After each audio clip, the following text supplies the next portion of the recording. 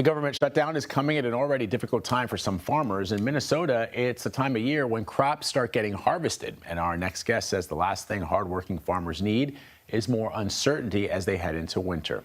Joining us now on the telephone this morning is Gary Wertish. He is the president of the Farmers Union in Minnesota. Gary, thanks so much for joining us. I'm so sorry that you're going through some of that pain, you and your fellow farmers, but can you express for us the concerns that you're hearing from them about the impact of this shutdown? Well, the shutdown, we're in our second day of it. The impact right immediately is there was some payments that disaster payments, some emergency commodity assistance payments that actually got approved in December of 2024, and some more additional payments were supposed to be rolled out. Well, that's on pause. But then another thing too, there's a lot of farmers that deal with loans through the FSA to ESA. That's all stopped too. So that's the immediate effect of the shutdown. And this comes, of course, at a time when tariffs are also having a serious impact on farmers. So it's sort of a two-punch there.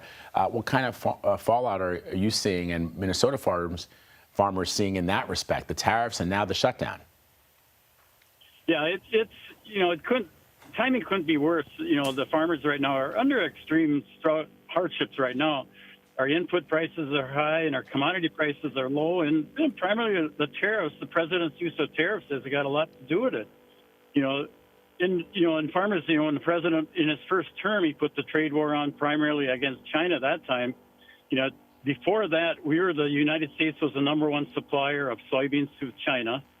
We're not anymore. Brazil is. And so we haven't fully recovered. We haven't recovered from that from his first trade war, and now we're doing it again against not only China, but a lot of other countries in the world, too. So just this last week, the president gave Argentina $20 billion, and Argentina bought or sold a lot of soybeans to China the next day, and the United States still hasn't sold anything to China. So, you couldn't come at a worse time. The farmers, in Minnesota, we have a mediation law where the bankers have to offer the farmer a mediation before they do foreclosure, and we're about 2/3 of the year into this year in 2025, and we've already have more requests for mediation than we did all of 23 and 24.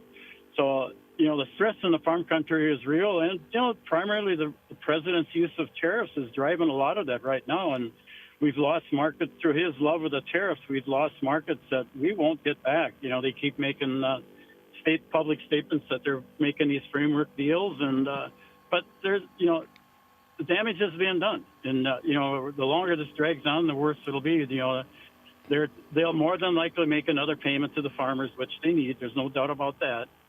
But the long-term damage is there, as far as losing our trust as a reliable trading partner with other countries around the world. We're not the only country that produces soybeans. Brazil has, through the president's first term till now, using the truce of tariffs, Brazil has expanded their soybean production, their acres.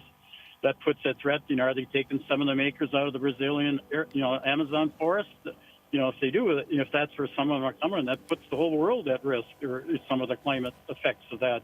But, and China's investing in Brazil in their infrastructure. So we're really, it's just we're really pushing ourselves way down the list as being a reliable trading partner. And that's a concern. The concern that's causing long-term damage, and the president, through his love of tariffs, he's betting the farm on that. But it's not his farm, it's the farmer's farm. And, we're very concerned what's going to happen long-term if this stuff doesn't get settled.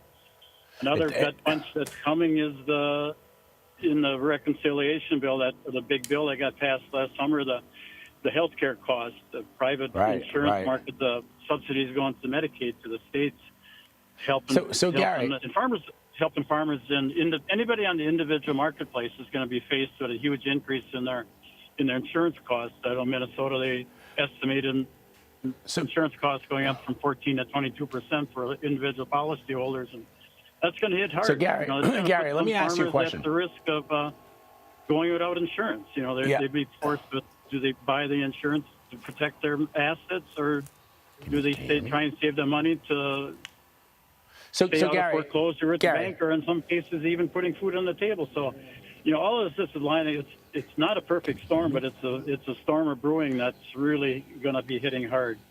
We had the crisis in the farm in the 80s.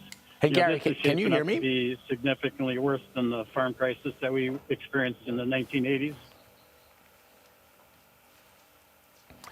Gary, I don't know. Gary, can you hear me? I can hear you barely. Okay, great. Sorry. So I just wanted to ask you a question before we wrap this up, because this sounds like it's some real pain here for you and your fellow farmers. So where do you lay the blame at the current struggles and strife that you and your fellow farmers are facing? Because right now you've got Republicans pointing fingers at Democrats, you've got Democrats pointing fingers at Republicans and the president. How do you see it when you have politicians on both sides of the aisle arguing about who's responsible? In your mind and in the mind of your fellow farmers, where do you place the blame at? Well, at this time, it's hard to put. Obviously both sides are probably to at fault, but you got to get back to put everything on the table and come back together and take the partisanship out of it. And right now it does appear that the president is driving a lot of this. So hopefully they get him back to the table. And I don't blame the Democrats for sticking up for the health care costs, because that's a huge hit that's going to hit us. So. And I don't blame them for wanting to get this settled down and then kicking it down the road. Neither side can be trusted completely. So we have to get back together.